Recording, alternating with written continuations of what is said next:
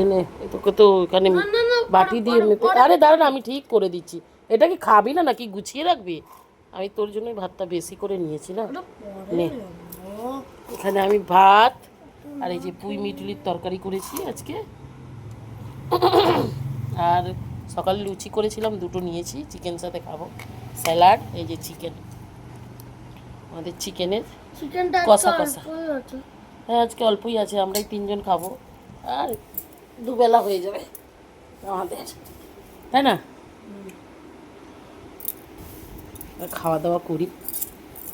মেয়ে তো স্কুলে, মেয়ে আসবে 4:30 5টার সময় আসবে মেয়ে, আমি আর ছেলে খেয়ে নিই।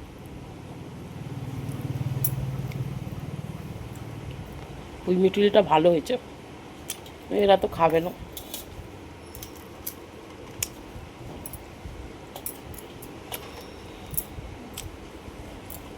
খাওয়া দাওয়া করি। হুম, ওই খাচ্ছ।